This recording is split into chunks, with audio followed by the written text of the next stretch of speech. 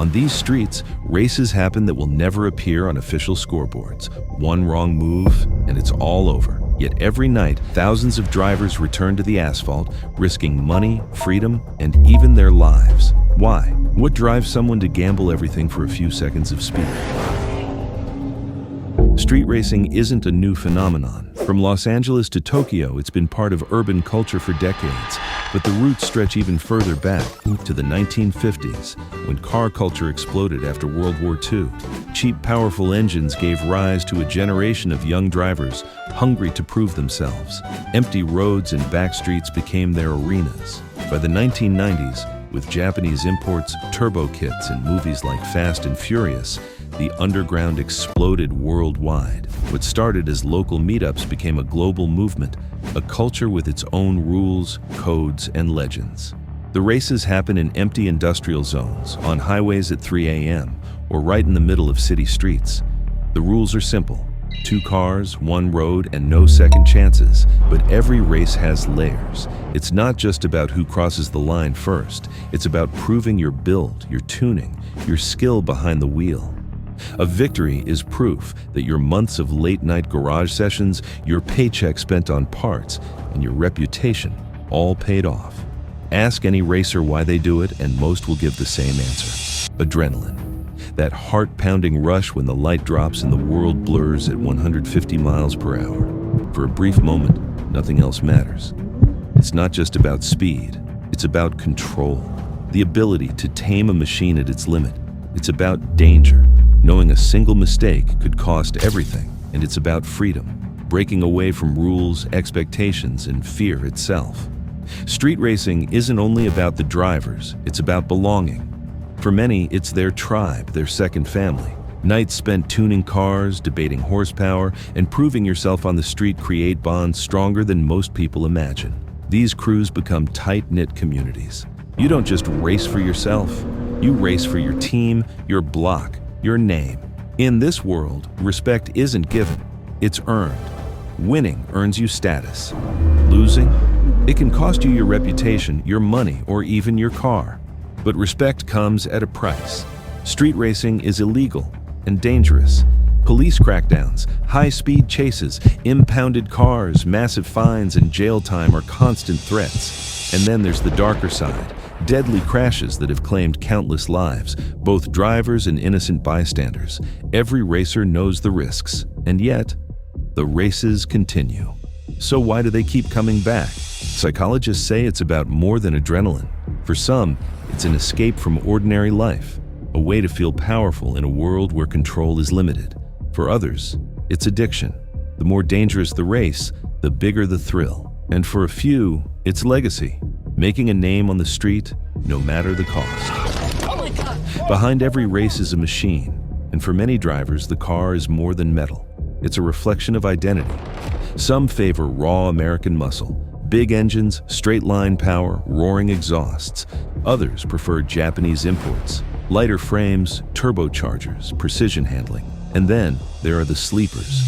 Ordinary-looking cars hiding monstrous engines, built to shock opponents who underestimate them. The car is a weapon, but it's also a statement.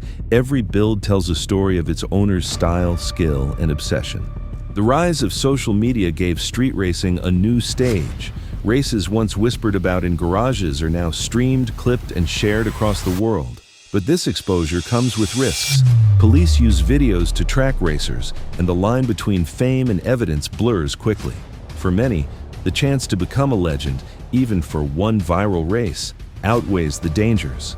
In recent years, some racers have shifted to legal tracks and organized events. Professional drifting, drag racing, and car shows offer safer alternatives, but the underground will never fully disappear. Because for many, racing on the streets isn't about competition, it's about rebellion. It's about doing what you're not supposed to do. It's about the forbidden. As technology evolves, so does street racing. Electric cars, once mocked, now dominate in silence. Their instant torque shocking old-school drivers. Apps and encrypted groups organize secret meets faster than ever. Drones scout for police. Dashcams document every run. Some fear the culture will fade, others believe it's only transforming. But one thing is certain, As long as there are cars, there will be drivers chasing the rush.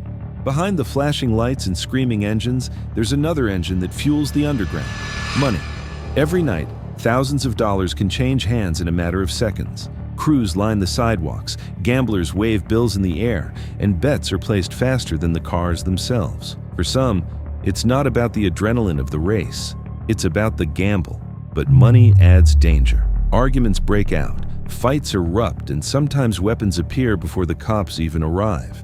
The very thing that makes the scene exciting, the stakes, can also make it deadly. Some say the money corrupts the spirit of racing. Others argue it keeps the culture alive. But one thing is certain, without cash on the line, many races would never even start. Street racing used to be invisible, a secret passed by word of mouth, hidden in parking lots and industrial zones. But then came Hollywood. The Fast and Furious franchise glamorized the underground and turned street racers into icons. Video games like Need for Speed put the fantasy in millions of living rooms. And today, TikTok and Instagram live streams carry real races across the globe, often within minutes of the engines cooling down. But there's a paradox here. The spotlight made the culture bigger than ever, but also more vulnerable. More exposure means more police attention, harsher laws, and increased risks for the racers themselves. So the question is, has pop culture kept street racing alive, or is it slowly killing it by burning away the secrecy that once defined it? Not every racer is chasing glory. Some are chasing profit. The underground scene is a magnet for gangs and organized crime. Cars get stolen, stripped, and sold. Races are used to launder dirty money. Some crews aren't just about horsepower, they're about power in the streets. For outsiders, it looks like chaos. For insiders, it's an economy. The same race that one driver sees as a test of skill might be a payday for someone else. It's a reminder that behind the smoke and cheering crowds, there are shadows most people never see. The next generation of racers doesn't look like the old guard. Teenagers with laptops are tuning cars in ways that were science fiction 20 years ago. Hybrids and electric cars are making their way into the scene, silencing the roar but doubling the speed. For many, social media clout is as important as the win itself. A viral clip can make you a legend overnight. And yet, the spirit hasn't changed. Whether it's carburetors or code, gasoline or lithium, the new blood is still chasing the same thing. That feeling of being untouchable, unstoppable, alive. As long as there are wheels on asphalt, there will be racers ready to risk it all. Drop your thoughts in the comments. I want to hear your take. And if you enjoyed this deep dive, remember to hit that like button, subscribe to the channel, and turn on the bell so you don't miss the next upload. Thanks for watching, and stay tuned because this story is far from over.